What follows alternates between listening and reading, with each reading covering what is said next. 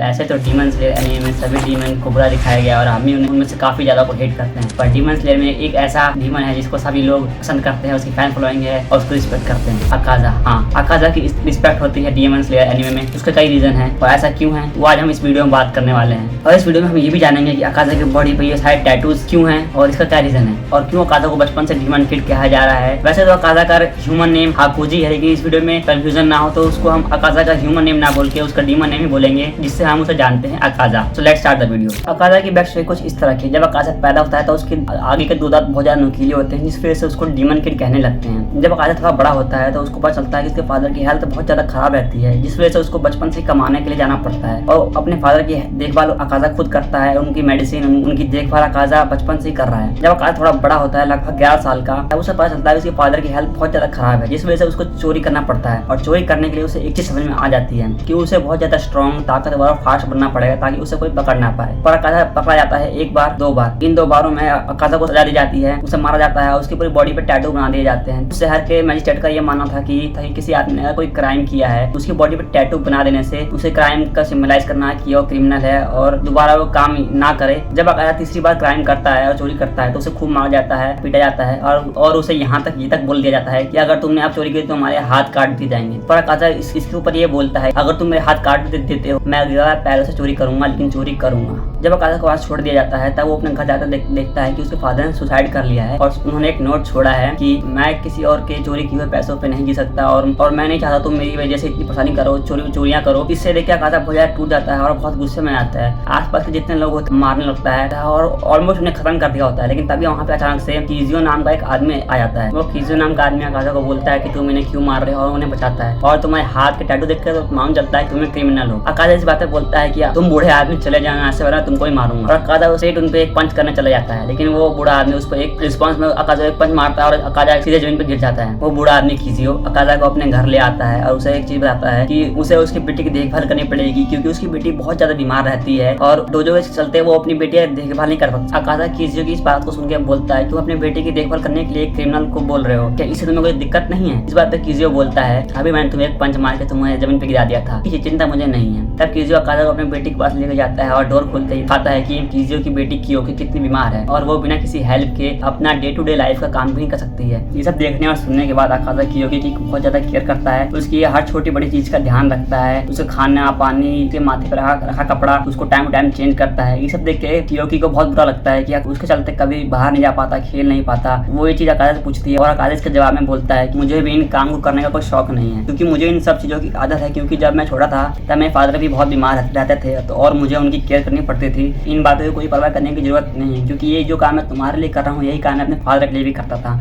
तो तुम्हें इससे कोई परेशानी नहीं होनी चाहिए। इसके बाद अकाजा कियोकी से कहता है कि आज रात को मैं तुम्हें ऐसे जगह ले जाने वाला हूँ जहाँ पे फायरवर्क्स होने वाले हैं। इस बात पे कियोकी बोलती है कि तुम्हें पता है कि मैं चल नहीं सकती, तुम अकेले ही चले जाओ। ये बात सुनकर अकाजा बोलता है इस साल नहीं तो अगले साल नहीं तो उसके अगले साल हम फायरवर्क्स देखने जरूर जाएंगे, लेकिन हम साथ में फायरवर्क्स को एंजॉय करेंगे। उसके बाद सीन शिफ्ट होता है और हम देखते हैं अकाजा और कीजियो को जो कि डोजो की प्रैक्टिस कर रहे होते हैं और वहाँ पे कीजियो बताता है कि कैसे उसे ये जगह मिली। जो कीजियो बोलता है जब उसके मास्टर ने किसी ओल्ड मैन की हेल्प की थी और उस ओल्ड मैन ने वो जगह मेरे मास्टर को गिफ्ट कर दी थी। मेरे मास्टर का कोई सक्सेसर ना होने के कारण उन्होंने ये जगह मुझे दे दी, लेकिन इस वजह से आसपास के राइवल डोजो और लोगों को ये बात अच्छी नहीं लगी। जब लोगों को ये चीज़ मालूम चली कि कीजियो को यहाँ की लैंड मिल गई है और आसपास के लोगों को और डोजो को मालूम चला कि यहाँ पे एक न्यू डोजो खुला है, इस बात का हमारी स्टोरी में बहुत बड़ा इम्पैक्ट पड़ने वाला है और हमारी स्टोरी में बहुत सारा डिफरेंस लाने वाले हैं। यहाँ से स्टोरी कट होती है, हमको प्रेजेंट दिखाया जाता है कि जहाँ पर कीजियो अकाजा को मार्शल आर्ट टेक्निक सिखा रहा होता है जिसका नाम होता है शोयू, और वो कीजियो की फेमस टेक्निक होती है और कीजियो अकाजा को सारे मार्शल आर्ट टेक्निक सिखाता है। अगला सीन शिफ्ट होते ही कीजियो अकाजा को बोलता है कि अब तुम्हारी उम्र 18 साल होने वाली है, क्यों ना तुम मेरी बेटी से शादी कर लो। ये बात सुनिए अकाजा बहुत ज्यादा शर्मा जाता है और कियोकी की तरफ देखता है और बोलता है कि इन लोगों को मालूम होने के बावजूद भी कि मैं क्रिमिनल हूँ, मैंने क्राइम किया है, चोरी की है, इन लोगों ने मुझे अपनाया। कीजू यहाँ तक ये भी बोलता है कि तुम अब एक प्रोफेशनल मार्शल आर्ट ट्रेनर बनते हो, क्यों ना तुम मेरा डोजो भी आगे टेक ओवर कर लो और लोगों को डोजो सिखाओ। ये बात सुनिए अकाजा बहुत ज्यादा खुश हो जाता है और अपने फादर की बात को याद करता है कि लाइफ चाहे जैसी भी हो पर एक टाइम पे आके वो चेंज हो जाती है और तुम्हें बुरे काम करने की जरूरत नहीं पड़ती। ये बात सोच के अकाजा बहुत खुश होता है और उन्हें सारी बात बताता है कि अब वो शादी करने वाला है उसको एक अच्छा डोजो मिल गया और वो एक अच्छी लाइफ जी सकता है। जब अकाज़ा अपनी फादर की ग्रेव से वापस आ रहा होता है तो वहाँ से उसे रोने की और चिल्लाने की आवाज आ रही होती है कि क्या वो लोग इतने बुरे हैं कि वो इस हद तक जा सकते हैं। अकाज़ा को मालूम चलता है कि उनके राइवल डोजो ने अपनी राइवलरी खत्म करने के लिए और रिवेंज के लिए उनके कुएं में जहर डाल दिया, जिस वजह से कियोकी, कीजियो और बाकी स्टूडेंट की डेथ हो जाती है। और ये सुनते ही अकाज़ा को इतना गुस्सा आता है कि वो बेयर हैंडेडली कीजियो के राइवल डोजो पहुंच जाता है और वहाँ के 68 लोगों को बेयर हैंडेड इतनी बुरी तरह मारता है और बिना वेपन के, और उन्हें इतनी बुरी तरह मारता है कि वहाँ के आसपास के लोगों में ये बात फैल जाती है कि किसी डीमन ने इनको बहुत बुरी तरह मारा है। और फिर हमें मालूम चलता है कि मुजान किबुत्सुची भी उसी शहर में रुका हुआ है जहाँ पर अकाज़ा रह रहा है। जब मुजान को ये बात मालूम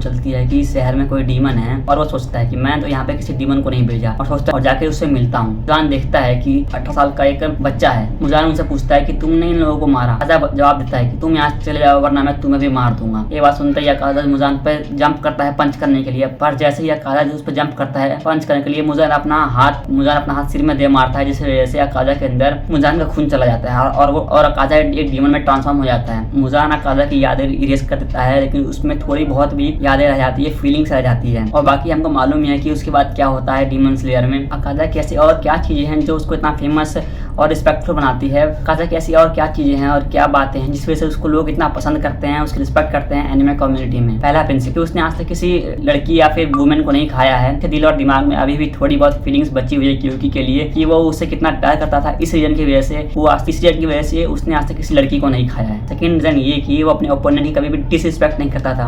इन दो रीजन की वजह से अकाज़ा को कम्युनिटी में बहुत ज्यादा रिस्पेक्ट, उसकी फैन फॉलोइंग है।